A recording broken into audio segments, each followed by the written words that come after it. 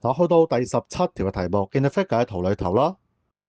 A right circular cone is divided into two parts P and Q。一個咧直立圓錐體將分割成 P 同埋 Q，to form one small right circular cone and one frustum of heights P and Q respectively。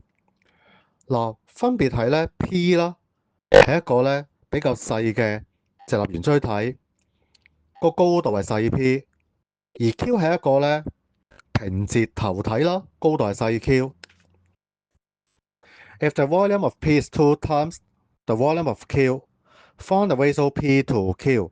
嗱，如果咧 P 嘅體積啦係 Q 嘅體積嘅2倍，叫我揾翻咧 P 比 Q 係幾多啦？嗱，點樣做咧？首先 P over P 加 Q，成個括弧3次方啦，就係一個咧高度比嘅立方，就係得個體積比。體積比點樣計啊？題目其實俾我哋噶，我當咧 P 嘅體積係2啦，而 Q 嘅體積係1，所以右手邊咧係得係2 over 2加1。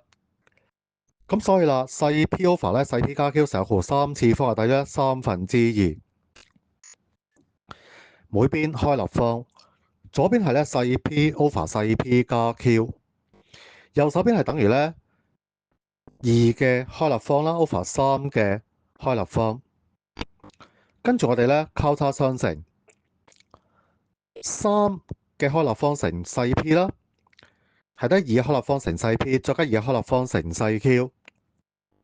然後點啊？將細 P 全部搬喺左手邊，3嘅開立方乘細 P 啦，減2嘅開立方乘細 P，係等於咧2嘅開立方乘細 Q 啦。跟住我哋抽個細 P 出嚟啦，